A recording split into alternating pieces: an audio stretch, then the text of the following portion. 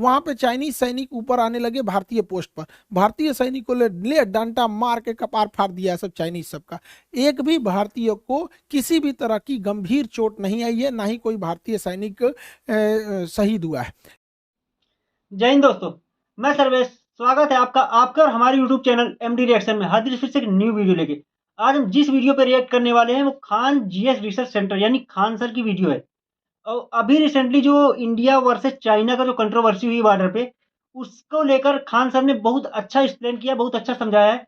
चलो आओ आपके साथ हम भी वीडियो मिलते वीडियो के साथ में। जय हिंद। देखिए, चाइना का एक इतिहास रहा है कि वो एक कम्युनिस्ट कंट्री है और अपने देश के अंदर हो रहे विद्रोहों को दबाने के लिए अपनी जनता को मीडिया से दूर रखता है और विदेशी आक्रमण या किसी छोटे मोटे लड़ाई का सहारा लेता है ताकि वहाँ की देश इसे भूल सके। ऐसे ही 1962 में हुआ था। 1960 में माओ के खिलाफ वहाँ आंतरिक विद्रोह की संभावना हो रही थी। माओ ने इसका फायदा उठाते हुए 62 की लड़ाई थोप दी भारत के ऊपर और अक्साई चीन का एरिया कब्जा कर लिया। उसी समय इसने ताइवान के इसे क्या नाम है अरुणाचल प्रदेश को अपना दक्षिणी तिब्बत कहता था। ऐसा नेहरू के समय हुआ था। अभी यहाँ पर सी जिनपिंग जो है, इसके समय भी बहुत तेजी से विरोध हो रहा है। चाइना में सी जिनपिंग के खिलाफ बहुत तेजी से बगावत हो रही है। इसने भी वही सहारा लिया जनता का ध्यान भटकाने के लिए। इसने भी भारत से लड़ाई थोपने के लिए कई बार अक्सर उत्साह वाले काम किए हैं। अभी हाल में इसने तवांग में घुस गया। अरुणाचल प्रदेश का जगह है तवांग घाटी। तवांग में जहाँ बोमडीला दर्रा भी है, तवांग जिला में है, वहां पे चाइनीज सैनिक ऊपर आने लगे भारतीय पोस्ट पर। भारतीय सैनिकों ले डंडा मार के कपार फाड़ दिया है सब चाइनीज सबका।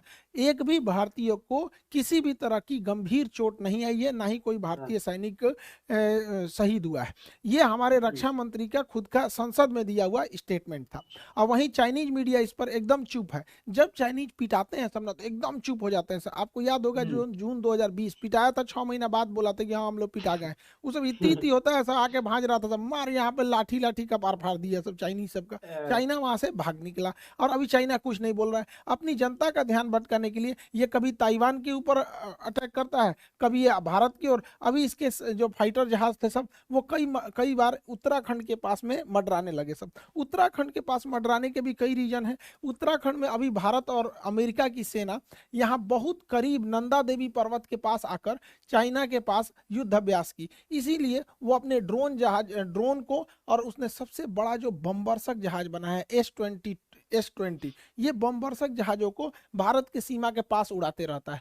तो भारतीय सेना भी अपनी वायु से एयरफोर्स को तुरंत एक्टिवेट कर देती है और एयरफोर्स भी ऊपर से जाके वार्निंग देने लगती है कि अगर इधर की ओर आओगे तो तुम्हारा भी इलाज कर दिया जाएगा बढ़िया से। चाइना को पता चल गया है कि भारत की अब विदेश नीति जो है काफी एग्रेसिव हो गई और ये होना भी चाहिए। हमें अपने दुश्मनों को पहचानने में क्षणिक भी देर नहीं करनी चाहिए। इंडियन एयरफोर्स अब काफी तेजी से चाइना का मुकाबला करने लगती है। चाइना के साथ समस्या ये है कि यहाँ पे तिब्बत है। तिब्बत का पठार इतना ऊंचा है कि यहाँ पे कितना भी बेहतरीन जहाज दे दीजिए, कितना भी बेहतरीन जहाज, वो अपने फुल कैपेसिटी से नहीं उड़ सकता है, क्योंकि तिब्बत के ऊपर ऑक्सीजन की मात्रा बहुत कम होती है और किसी भी जहाज हो गया उसमें ईंधन जलने के लिए ऑक्सीजन की जरूरत ज्यादा होती है। तो यहाँ कितना भी बढ़िया जहाज रहेगा, यहाँ से यहाँ आने में अपनी पूरी पावर नहीं लगा सकता है। जबकि भारत का जहाज तो इधर ही रखा हुआ है यहाँ पर, इसके लिए ज्यादा उधर नहीं है, इसी को ज्यादा दिक्कत आता है। आपको पता होगा तिब्बत और हिमालय के ऊपर से कोई कमर्शियल जहाज जाते भी नहीं है सब यहाँ पे।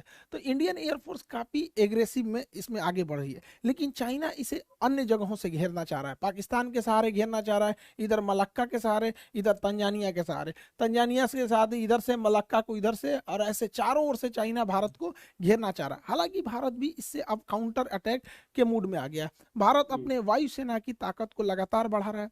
एयर बेसेस को भारत बढ़ाया जा रहा है। अभी गुजरात में दीसा एयरबेस का शिलान्यास किया गया। यह एयरबेस बहुत जरूरी था। दीसा एयरबेस कहाँ है उससे पहले आपको पाकिस्तान के एयरबेस का आइडिया होना चाहिए। पाकिस्तान का इधर का एरिया है बलूचिस्तान, इधर उसके दुश्मन कम है अफगानिस्तान है, तो उसमें अफगानिस्तान के पास कोई उतना टेक्नोलॉजी ही नहीं है। और उसका ज्यादातर एयरबेस अगर आप देखेंगे तो ये भारत की ओर मिलेगा। ये उसने पाक ऑक्युपाइड कश्मीर है, पीओके पे कब्जा कर लिया है यहाँ पे। अब यहाँ अगर आप ध्यान देंगे तो ये पाकिस्तान के बहुत सारे एयरबेस है, जिसमें एक तो यहाँ शहबाज एयरबेस इसका बहुत प्रसिद्ध है। यहाँ F-16 जहाजें रहती हैं। शहबाज एयरबेस, सुकूर एयरबेस, यहाँ पर मीरपुर एयरबेस, ये 3 एयरबेस पाकिस्तान के बहुत ही फ्रंट लाइन की एयरबेस है भारत को आगे की ओर काउंटर करने के लिए। और एक कश्मीर के पास में आया स्कार्दू एयरबेस। ये एग्जाम में क्वेश्चन पूछते हो भैया, स्कार्दू एयरबेस कहाँ, पीओके में ही है स्कार्दू। तो कुछ जगह जो है ना करंट में जब फेमस हो जाते हैं तो उससे कुछ कुछ क्वेश्चन पूछता है, इसलिए याद रखने आप है। तो यहाँ मीरपुर एयरबेस, सुकूर एयरबेस और यहाँ शाहबाज एयरबेस, यहाँ पर इन एयरबेस से भारत में अंदर तक हमला किया जा सकता था। इसको काउंटर करने के लिए जोधपुर में फलोड़ी एयरबेस था, गुजरात के कच्छ में नलिया एयरबेस था। तो ये यहाँ से इसे काउंटर किया जा सकता था, इसे काउंटर किया जा सकता था। लेकिन अभी पीएम मोदी ने यहाँ पर एक दीसा एयरबेस का उद्घाटन किया। दीसा एयरबेस जो है अब यहाँ से और अंदर तक काउंटर अटैक किया जा सकता है। तो ये एयरबेस भारत के लिए बहुत जरूरी है, क्योंकि हमको हर तरह से काउंटर अटैक के लिए रेडी रहना है, क्योंकि चाइना लगातार पाकिस्तान को सपोर्ट करते जा रहा है। तो ये एयरबेस जरूरी है। भारत अब अपने जितने भी एयरबेस हैं उसको, उसमें जो जहाज़ों को रखने के लिए बंकर है उसे अब नए मॉडल से अपग्रेड कर रहा है। उसका नाम है next generation harden aircraft shelter. ये इतने मजबूत होते हैं कि रनवे के बाद जहाज को अगर इसमें ले आ देते हैं तो इसके ऊपर 1000 किलो का भी बम गिरा दिया जाता है ना, इसको कोई असर नहीं होता है। इसकी टेस्टिंग हो चुकी है। देखिए ये जहाज इसी के अंदर था, ये जहाज इसके अंदर था, इसको रख के तोड़ा है सब, ये ऊपर वाला ब्लास्ट हो गया है, जहाज चुपचाप निकल के चला गया। तो ये भारत इसको बहुत तेजी से अपने हर एक एयरबेस में इसको ला रहा है, ताकि जहाज जो है एयरबेस पे भी सेफ रह सके, ताकि युद्ध की स्थिति में काउंटर अटैक किया जा सके। भारत इसको बहुत भली भांति से समझ गया है कि अब हम लोगों को एग्रेसिवली आगे बढ़ना पड़ेगा, क्योंकि चाइना लगातार हमें घेरते आ रहा है। इसलिए भारत ने अपने यहाँ, ये तो हो गया अफगानिस्तान, अफगानिस्तान के लोगों को भारत से बहुत लगाव रहता है। तो भारत अफगानिस्तान भारत में रिलेशन अच्छा है, लेकिन पीओके कब्जा करने की वजह से डायरेक्ट कनेक्शन नहीं है। यहाँ पर है आपका तजाकिस्तान, ये ताजिकिस्तान जो जगह है, यहाँ पर भारत 2 एयरबेस ले रखा है। यहाँ से हम चाइना के लिए भी काउंटर अटैक कर सकते हैं, यहाँ से पाकिस्तान के डीप एरिया में भी काउंटर अटैक कर सकते हैं। 2 एयरबेस है यहाँ पर, एक का नाम है ऐनी एयरबेस और एक का नाम है फारकोर एयरबेस। तो ये दोनों एयरबेस ताजिकिस्तान में, फारकोर और ऐनी एयरबेस, इससे हम लोग चाइना के एरिया में काउंटर अटैक और पाकिस्तान में कर सकते हैं। ये सबसे ज्यादा काम कब करेगा? चाइना यहाँ पे सड़क बना रहा है CPEC, China Pakistan economic corridor, इसको इधर से तो अटैक करता ही हो सकता है, इस एयरबेस के थ्रू यहाँ से भी अटैक किया जा सकता है। इसलिए भारत को अब रेडी रहना है, क्योंकि चाइना में अगर ज्यादा विवाद होगा तो पक्का किसी ना किसी से उलझेगा। तो उधर या तो उलझेगा ताइवान से, नहीं तो इधर उलझेगा भारत से। इसलिए सतर्क रहना है। हम लोग के लिए भी एक तरह का ये लिटमस टेस्ट है। हालांकि भारत बहुत तेजी से अपने कदम आगे बढ़ा रहा है, लेकिन चाइना का सोच क्या है, वो सिल्क रूट के माध्यम से भारत को घेरना चाह रहा है। लेकिन चाइना की टेंशन क्या है, वो मलक्का के पास से यहाँ से भारत को, ये उसके लिए सबसे बड़ी समस्या है, क्योंकि मलक्का के पास भारत बहुत स्ट्रांग है। यहाँ पर हमारा अंडमान निकोबार है, ये अंडमान निकोबार में हमारी तीनों सेना रहती है, थल सेना, वायुसेना, नौसेना।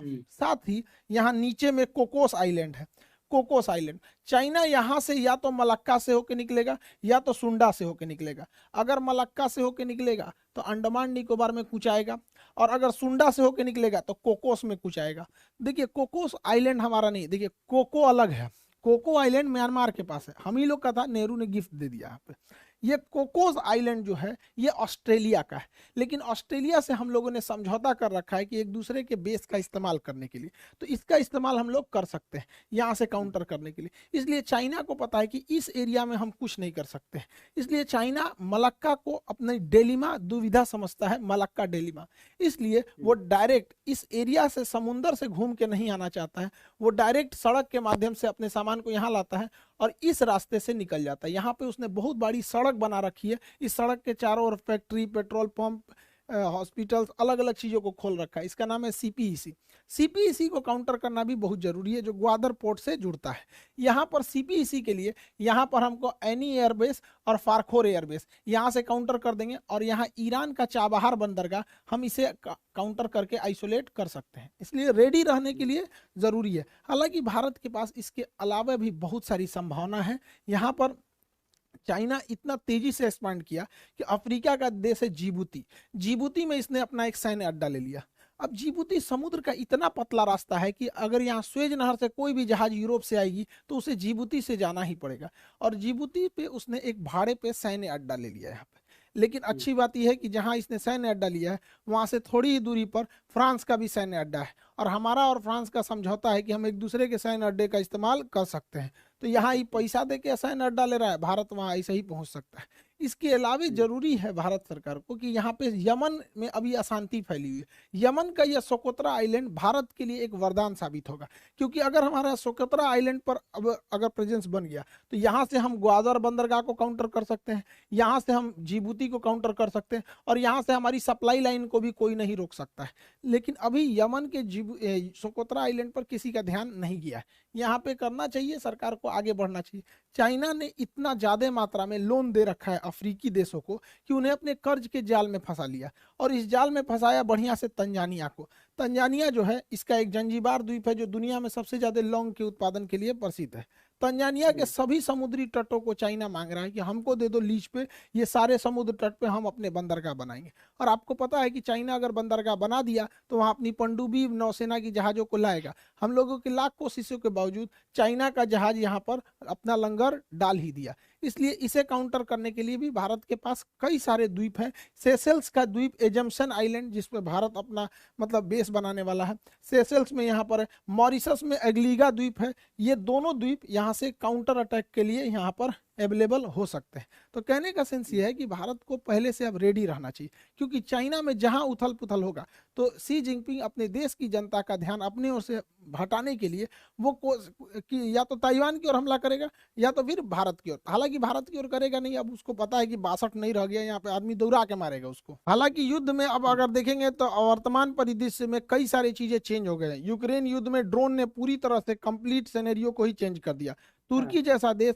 ड्रोन के मामले में, ईरान जैसे देश ड्रोन के मामले में बहुत तेजी से आगे बढ़े हैं। तुर्की का कौन सा ड्रोन यूक्रेन में तबाही मचाया, और रूस जैसे शक्तिशाली देश को ईरान से क्यों ड्रोन मंगाने पड़े, इसे भी हम लोग समझेंगे।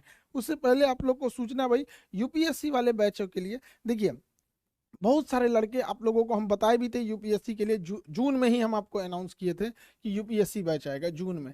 लेकिन यूपीएससी बैच सबसे बेहतर बन सके, इंडिया में वर्ल्ड क्लास के टीचर्स का सिलेक्शन हो सके, इसलिए काफ़ी डिले हो गया था इस मैटर को लेकर। लेकिन अब बहुत अच्छे अच्छे टीचर जुड़ चुके हैं हम लोग के साथ। हिस्ट्री के लिए मणिकांत सर हैं, आपके पॉलिटी के लिए राजेश मिश्रा सर हैं, और भी बहुत सारे टीचर हैं हम लोग के। एक एक करके अब हम लोग सबके बारे में जानते चलेंगे। यहाँ पर यूपीएससी के बैच में जितने लड़के इनरोल नहीं हो पाए थे, अब आप लोग इनरोल हो जाएंगे, ताकि जो लड़के ऑलरेडी एप्लीकेशन में पढ़ रहे हैं वो इनरोल हो चुके हैं। तो यूपीएससी वाले बच्चे आप लोगों के लिए बहुत कम में फी है, 7500 में। ये हो सकता है कि कुछ 8000 के आसपास या फिर इसी में रहेगा, इतना फीस है। सबसे कम फी, एकदम क्वालिटी वाइज सबसे बेहतरीन रखा गया इसको। इसमें आपका पीटी और मेंस सभी को कवर कराया जाएगा, जैसा कि आपको वादा किए थे कि हम लोगों को यूपीएससी के सेक्टर में बहुत आगे काम करना है। ये जरूरी भी है, क्योंकि हिंदी मीडियम के लड़के जो गांव के पृष्ठभूमि के थे, बड़ी फीस की वजह से वो पढ़ाई नहीं कर पाते थे। मेरी भी मजबूरी थी, एप्लीकेशन में उतना जगह नहीं था, जिस वजह से हमको एप्लीकेशन के लड़कों को बोलना पड़ा। फिर आप लोग यूट्यूब परिवार आपको कैसे छोड़ सकते हैं हम, तो आप लोग को भी कर रहे हैं। तो गांव का जितना भी लड़का है, जिन लोगों को अब दिल्ली जाने के लिए पैसे नहीं थे, अब वहाँ गांव तक में आपको अब शिक्षा दी जा सकती है। तो अभी ये है आपका, ये जितना जल्दी इसमें इनरोल हो जाएंगे लोग, उतना जल्दी क्लास हो जाएगा। क्योंकि एप्लीकेशन वाले ऑलरेडी इनरोल हो गए हैं, तो उनको 2 दिन हम रोक लेंगे। संडे को आप दोनों लोग को दोनों, जैसे उनका पहले से एडमिशन हो गया, आप लोगों को इधर 4 दिन टाइम देते हैं, फिर संडे से हम दोनों का क्लास एक साथ चालू कर देंगे। तो जो लोग एप्लीकेशन पे ऑलरेडी जुड़ गए हैं, उन लोगों का क्लास संडे तक के लिए थोड़ा सा डिले किया गया, ताकि इन लोगों को भी एक साथ जोड़ के क्लास को आगे प्रोसीड किया जा सके। तो संडे से तक आप लोग को टाइम है। आप यूपीएससी में जितने नए लड़के हैं जुड़ेंगे, और एक एक करके आपको सारे टीचर से हम इंट्रोड्यूस कराते रहेंगे। आप लोगों को भी बहुत मजा आने वाला है। अब यूपीएससी में क्या है कि अब फीस कम होने की वजह से बहुत नॉर्मल फीस कर दी है। पहले आप जाएंगे तो 2-2.5 लाख रुपए फीस पड़ती है दिल्ली में। आप वैसे ही टीचर से जो दिल्ली में हैं, उन्हीं लोगों से एकदम बेहतरीन मार्गदर्शन में आप लोग शिक्षा लेंगे। और अब जो कहा जाता था हिंदी मीडियम के लड़कों का रिजल्ट नहीं होता था, तो अब बहुत सारे ऐसे लड़के थे जो गरीबी की वजह से नहीं शिक्षा ले पाते थे, अब उन लोगों के लिए भी एक मौका है। तो आई होप आप इसको समझे होंगे। अब एक एक करके हम आपको यूपीएससी के शिक्षक लोगों से मिलाते रहेंगे। आप लोगों से भी कहते हैं मन लगा के पढ़ाई कीजिएगा, माँ बाप का सपना पूरा कीजिए, देश बदलिए, और कोशिश कीजिए कि जब अधिकारी बने तो एकदम जमीनी लेवल पे काम करें, ताकि देश आगे बढ़ सके। आई होप आप इसे समझे होंगे। मिलेंगे नेक्स्ट क्लास में। जय हिंद। तो भाई जैसे कि आप लोगों ने देखा और सुना, भाई ये वो भारत नहीं है जो 1962 में था। भाई 1962 का भारत अलग था और ये भारत अलग है। अब के भारत की जो विदेशी रणनीति है वो बहुत ही अलग है। तो जैसे कि खान सर ने बताया, भाई तब का टाइम अलग था, लेकिन अब के टाइम में क्या है ना कि अब हमारी जो जितनी भी सेनाएँ, जैसे कि थल सेना, वायु सेना और जल सेना, ये बहुत ही मतलब तुरंत अग्रेसिव मूड पे आ जाती हैं। यानी कि कोई भी किसी को भी हरकत करने का मौका नहीं देती। जैसे कि हाँ, एक भाई शी जिनपिंग की जो चाइनीज़ प्रेसिडेंट हैं, उनकी वाक़ई में चाइना में बहुत ज़्यादा मतलब किरकिरी हो रखी है। अब इतनी समय चाइना सिर्फ़ एक काम कर सकता है, मतलब जो भारत से या तो तालिबान से उलझेगा, तो भाई वो दूसरे का सहारा लेगा। यानी जैसे कि पाकिस्तान सबसे ज़्यादा अगर कहीं सपोर्ट मिलेगा तो पाकिस्तान से। भाई पाकिस्तान ही ऐसा है, क्योंकि इसलिए वो सपोर्ट करेगा क्योंकि पाकिस्तान ने चाइना से कर्ज़ अच्छा खासा ले रखा है। इसीलिए चाइना अच्छे से इस्तेमाल कर रहा है पाकिस्तान को। बाकी और भाई होने वाला कुछ नहीं, अब भारत बदल गया है। बाकी आप लोगों को वीडियो कैसी लगी प्लीज़ कमेंट करके बताना। ओरिजिनल वीडियो का लिंक डिस्क्रिप्शन में मिल जाएगा। चैनल को जाकर ज़रूर चेकआउट करना। मिलते हैं फिर किसी न्यू वीडियो और न्यू टॉपिक के साथ, तब तक जय हिंद।